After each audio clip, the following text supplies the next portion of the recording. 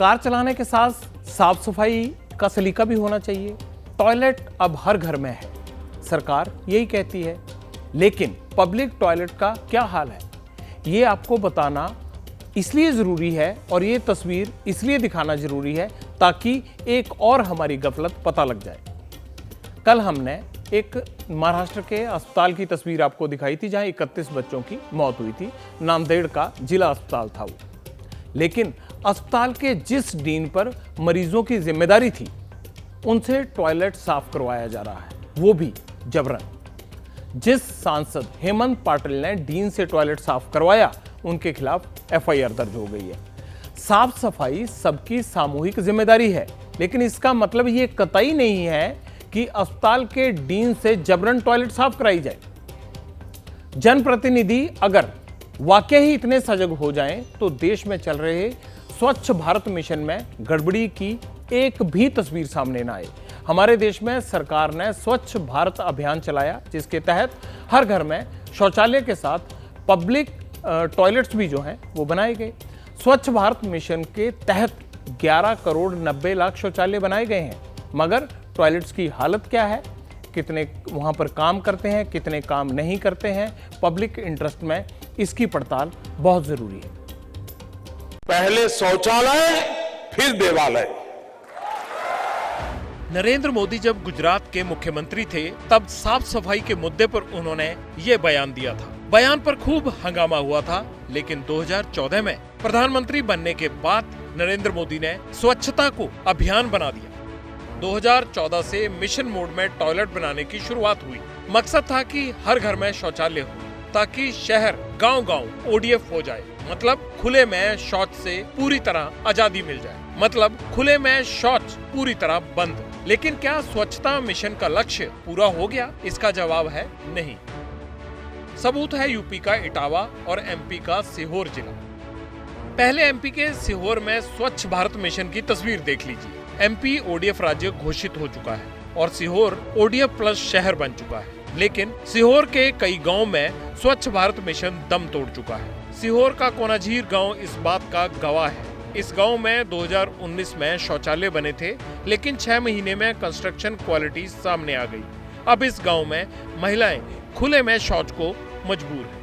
टूट गए, 6 महीने अब नहीं चला सर। हम बाहर जाते हैं, मेरी नई नई बहू बेटी आती है, वो भी बाहर जाती है, खुले में शौच करती है। हम बिल्कुल परेशान है। बिल्कुल घटिया बनाया, कच्ची मिट्टी का बनाया, कच्ची ईंटों का बनाया।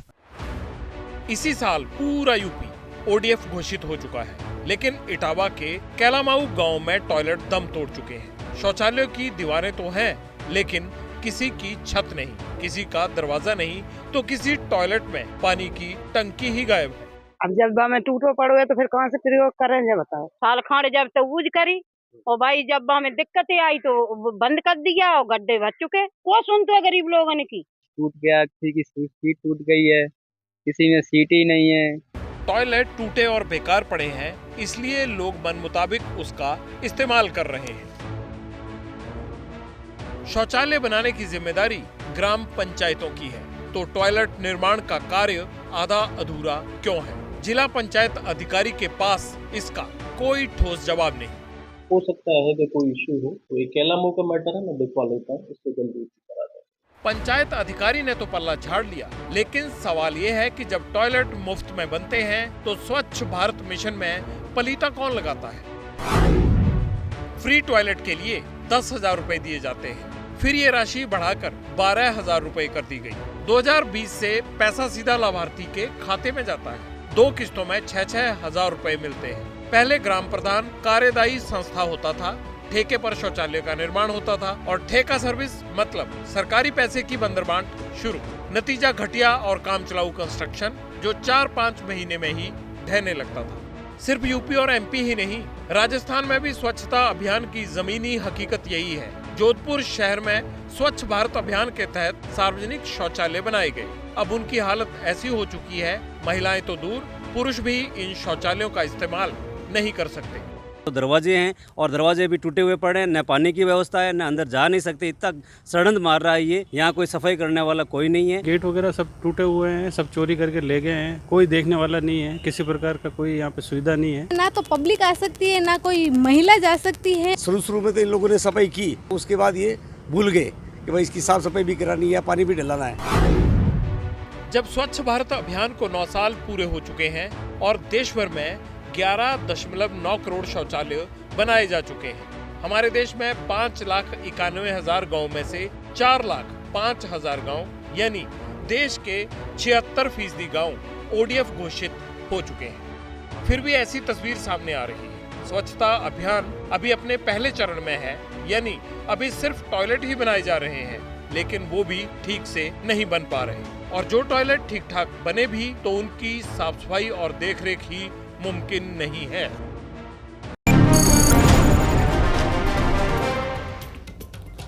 ग्लोबल फोरम पर कई जगह भारत के स्वच्छता अभियान की काफ़ी तारीफ भी हुई है और कहा गया कि कैसे दर्जा सुधर रहा है। लेकिन एक तस्वीर ये भी है, करोड़ों अरबों रुपया केंद्र सरकार खर्च करती है, राज्य सरकारों को देती है, मगर होता क्या है, वही ढाक के 3 पात, चीज़ें बन जाती हैं, अधिकारी सुध नहीं लेते।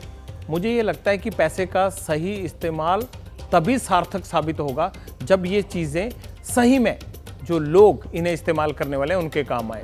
स्वच्छता सबको पसंद है, कौन पसंद नहीं करता, लेकिन तरजीह सिर्फ अपने आसपास की सफाई को दी जाती है।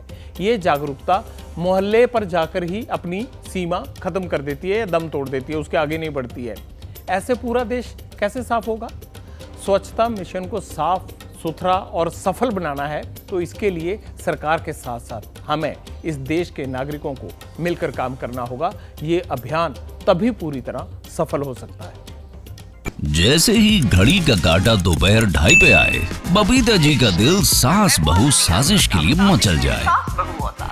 और ये है इनकी बहू, पूरे दिन ऑफिस की टेंशन हो जाए गॉन जब ये करें अपना फेवरेट शो फ्री टाइम पे ऑन। इनकी तरह आप भी देखिए अपना फेवरेट शो अपने टाइम पर और डाउनलोड कीजिए ABP लाइव ऐप अपने स्मार्ट टीवी पर।